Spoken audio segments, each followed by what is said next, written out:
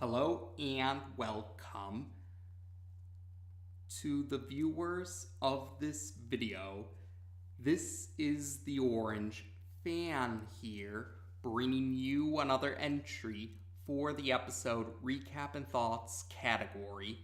This video will be dedicated to the A segment of episode 37 of Codename Kids Next Door, Operation Tricky.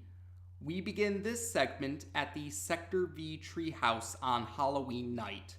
Number 1 is wearing a costume that seems to be a reference to Locutus of Borg from Star Trek The Next Generation.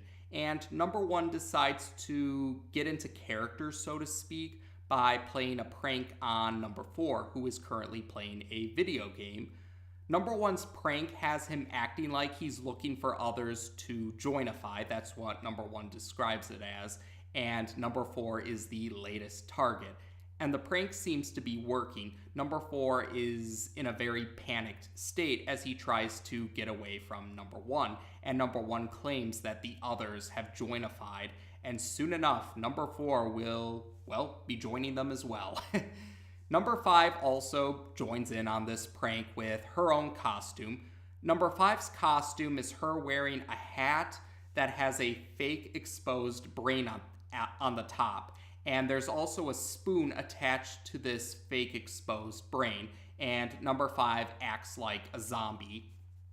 And this causes number 4 to panic even more. And eventually number 1 and number 5 break out into laughter.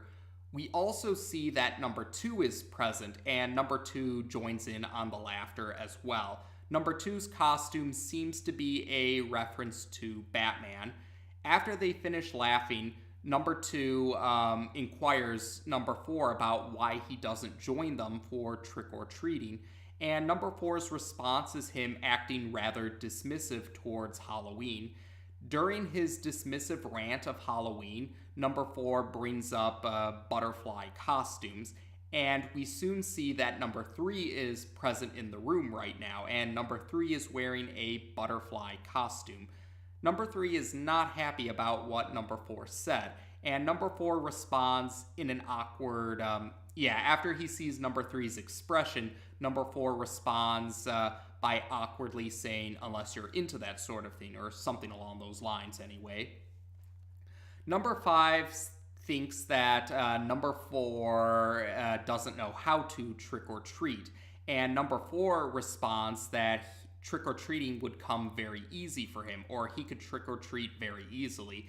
And he even goes as far as to claim that he would be able to gather more candy from trick or treating compared to the rest of the Sector V operatives combined. Number 2 responds that number 2 says that the bet is on, and number 4 mistakes what number 2 means. He thinks that number 4, is on top of something, but number 5 clarifies that number 2, and the rest of the Sector V operatives for that matter, accept number 4's bet.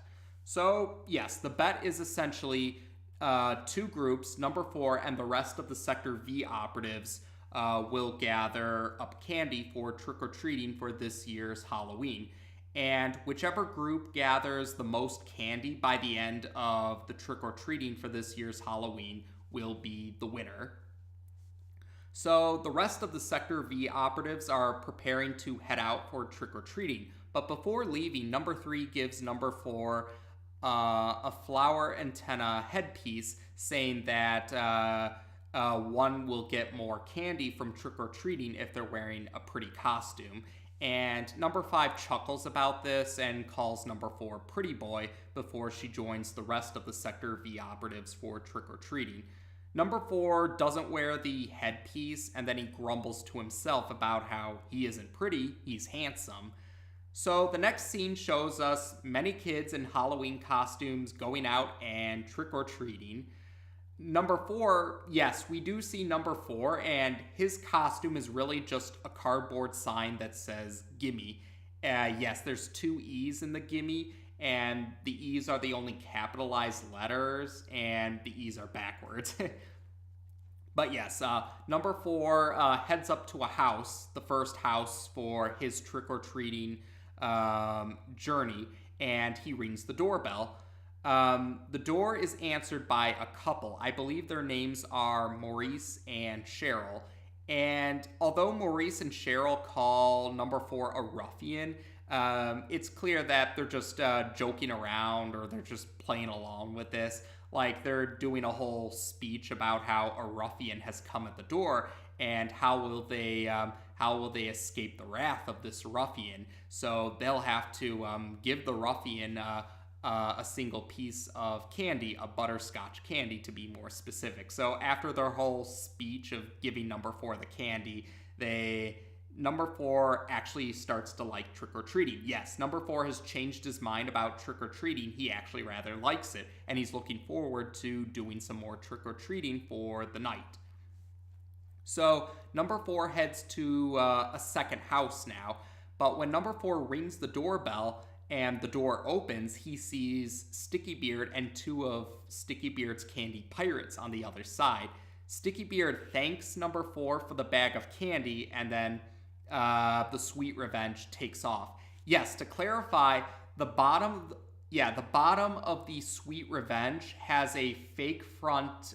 There's a fake front of a house at the bottom of the Sweet Revenge. So essentially, Stickybeard and his pirate crew are posing as houses, so that whenever trick-or-treaters come by, Stickybeard and his pirates will steal the bags of candy of the trick-or-treaters that were tricked by the fake house. So yes, that's what Stickybeard is planning for Halloween. Number 4 tries to chase after the Sweet Revenge as it leaves, but the Sweet Revenge is too far ahead, and number 4 is not able to catch up.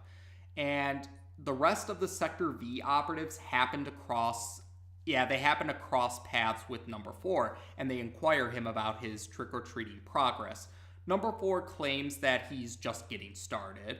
So the next scene shows us the Sweet Revenge, where Stickybeard, yes. The next scene shows us the Sweet Revenge, where Stickybeard is talking about how he loves Halloween, especially because of this trick that he and his candy pirate crew are pulling with stealing trick-or-treaters' candy.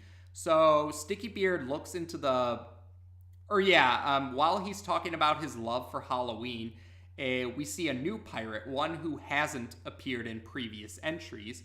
This pirate is steering the Sweet Revenge right now, and he adds that part of the fun of Halloween is dressing up in costumes, and he shows off this pirate candy costume that he especially bought for Halloween.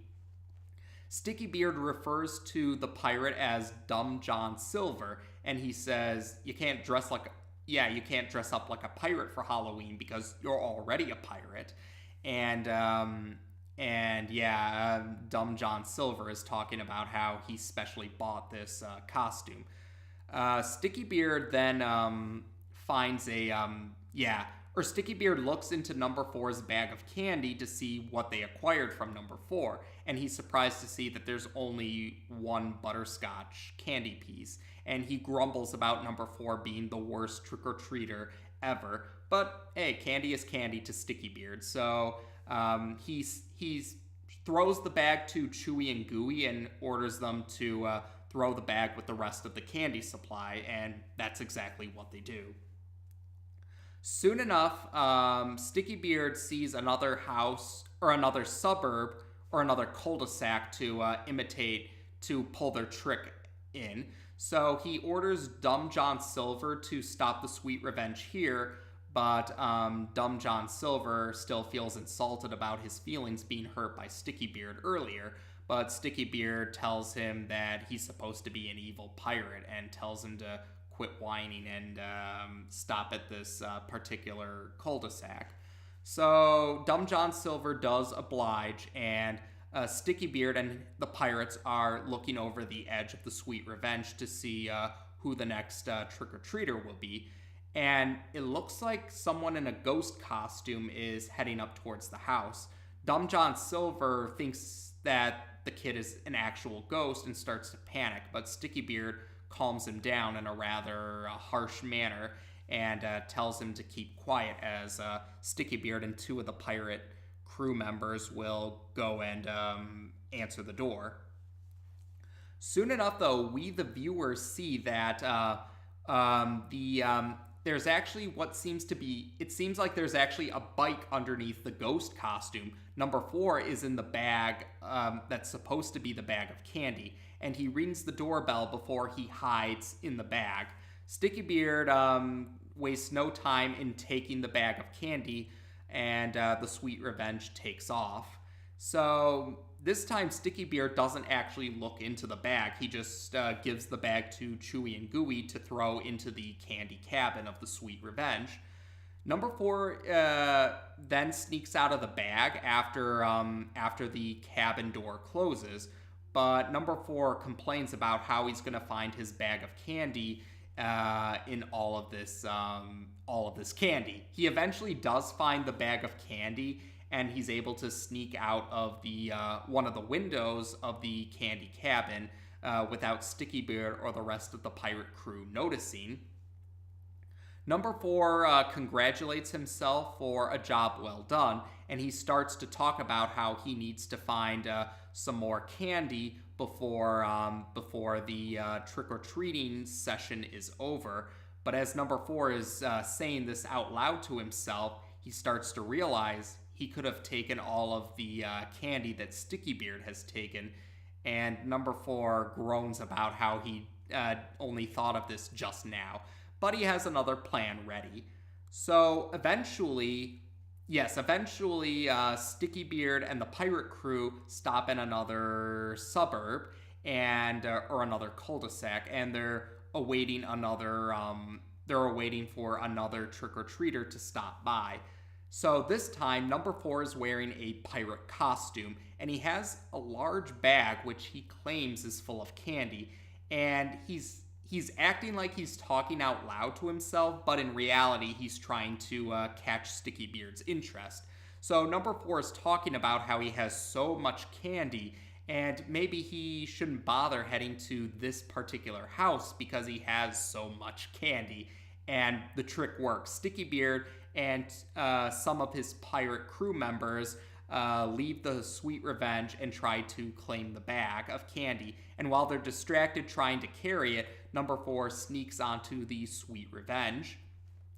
Number 4 sees Dumb John Silver still by the steering wheel of the Sweet Revenge, and he tries to pretend that he's a fellow pirate crew member with orders from Stickybeard.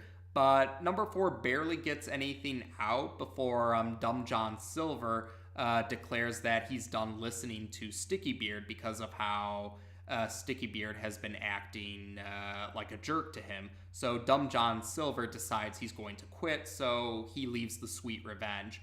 Stickybeard and the other pirates don't seem to notice that Dumb John Silver is gone, and Number 4 is just glad that he has a chance to take the Sweet Revenge now. So Stickybeard wants to know what's in the bag of this particular bag, and one of the pirate crew members realizes that the bag is full of bricks. Number 4, says a pun for trick or treat. He says brick or treat, and then to Stickybeard, and then he takes control of the Sweet Revenge. Stickybeard and the other pirate crew members are disappointed that they fell for this trick. So as Number 4 is steering the Sweet Revenge, we see that Chewy and Gooey were actually still on the Sweet Revenge. So they start to fight Number 4 for control of the Sweet Revenge as it goes all over the suburbs. Eventually, though, Chewy and Gooey notice something and they decide to abandon the Sweet Revenge. Number 4 starts to gloat about how they ran away, but then he notices what they noticed. The Sweet Revenge is about to ride up a cliff and fall into the air, or it's gonna be launched into the air and eventually fall down after launching off from this cliff. Back at the Sector V treehouse, the rest of the Sector V operatives have returned from their trick-or-treating, and they're thinking that this was probably their best Halloween yet. And they're pretty confident that they beat Number 4 in this bet. Although Number 3 comments that she hopes Number 4 didn't lose too badly. Number 2, though, thinks that number 4 managed to only claim one measly butterscotch candy piece, which actually happens to fall in front of number 2, much to his confusion. The door that the other Sector V operatives are in front of, it bursts open and candy starts to overflow in the room. The other Sector V operatives soon notice that the sweet revenge has crashed into the Sector V treehouse, and the room they're in is full of candy. Number 4 inquires his teammates about who wants to help the winner of the bet sort all of his candy. And he also notices number 2 holding the butterscotch candy piece, and he offers to trade with number 2. And that's how we end this segment. So there you go. This segment was the Halloween entry for Codename Kids Next Door. And Tom Warburton did comment on one of his blog posts that Cartoon Network had requested a Halloween entry from the crew members of Codename Kids Next Door. And Tom Warburton admitted that, at least him in particular, yes, he admitted that he in particular in this blog post, he admits that he blanked out trying to think of a Halloween story. So he and Mo Willems, the co-writer for the first 4 seasons of Codename Kids Next Door, or the frequent co-writer for Codename Kids Next Door, the most prevalent co-writer for the first 4 seasons. Anyway, Tom Warburton and Mo Willems were coming up with many different ideas before they eventually settled on this idea, according to this same blog post. And I actually really did it. I really enjoyed this particular entry. I thought it was a very clever idea to have Stickybeard be the villain of this Halloween entry, because Stickybeard is a candy pirate. So what better time to have Stickybeard steal candy from kids than Halloween, where trick-or-treating happens? So that was a great idea. But what also surprised me, and it wasn't a bad surprise, mind you, but I actually thought it was a pretty cool surprise, but even though this Halloween entry had a candy theme to it and had Stickybeard as the focus villain, number 5 was actually not the spotlight character for this segment. Number 4 was. And I thought that was pretty cool that they decided to change things up a bit. Instead of having number 5, who's the candy expert of Sector V, take the focus for this Halloween entry, they actually gave the spotlight to another Sector V operative, in this case number 4. And again, I thought that was pretty cool that they changed it up a little, added a different spin to it. And I did mention that before, while Stickybeard is one of number 5's arch enemies, this is Stickybeard's this is the prevalent Stickybeard appearance where he doesn't go up against number 5. He goes up against number 4. So that was pretty interesting to have a Sector V operative go up against a villain who is another Sector V operative's arch enemy. And yes, Dumb John Silver was introduced in this segment. You could say he is a Type 4 anti-villain, or a nominal villain, or a villain in name only. He really does actually seem to be a very pleasant person. He's just called a bad guy because he's affiliated with Stickybeard. And I might as well mention it now, although he does quit being part of the Candy Pirate crew at the end, near the end of this segment. He does end up joining them again in a later segment. I guess it's up to fans to fill in the blanks on how that happened. But yes, I do recall Dumb John Silver having one more appearance at least. Maybe he has more, but I do at least remember one more appearance he has, and he is with Stickybeard's Candy Pirate crew. So I guess that's up to fans to fill in the blanks on how he rejoined Stickybeard's crew. But we did get to meet another Candy Pirate crew member besides Stickybeard and Chewy and Gooey that actually has a name. A Candy Pirate that actually has a name besides Stickybeard and Chewy and Gooey. So that was pretty cool as well. And otherwise, that's right, yes.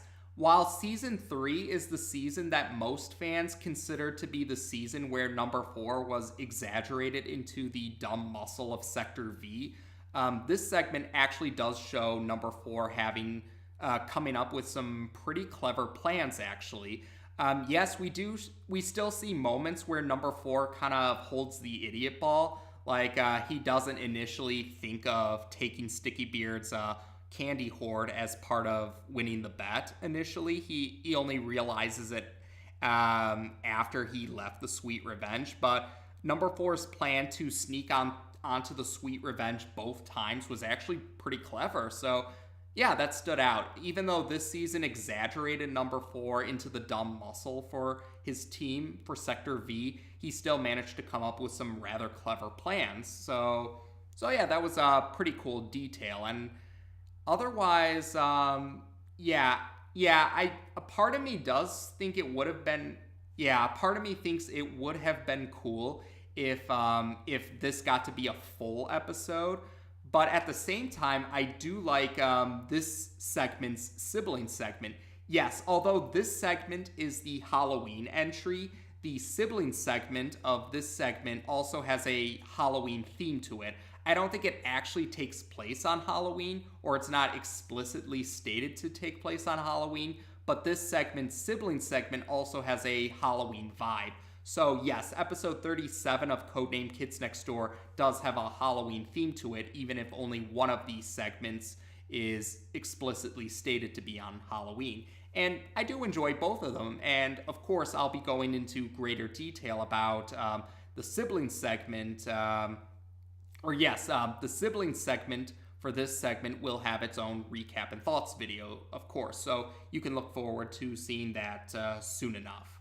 So otherwise, yes, I really did enjoy this Halloween entry. Number 4 got a chance to be in the spotlight, and like I said, it was interesting to have a character besides number 5 be the spotlight character for a segment or an entry where that was candy themed, but also had Stickybeard as the focus villain. And although number 4 did get exaggerated into the dumb muscle of this season, this segment also did get a chance to show number 4 show some clever planning on his part. And like I said, it was nice to see another Candy Pirate crew member with a name besides Stickybeard and Chewy and Gooey. So yes, while I would have liked a full episode for Halloween, I did enjoy this segment and its sibling segment, which we will talk about more in the future. So yes, overall, I did enjoy this Halloween entry for Codename Kids Next Door. And I believe we've covered all the bases for this particular segment. So as of this video, we've now discussed the A segment of episode 37 of Codename Kids Next Door on this channel. Take care, and until next time,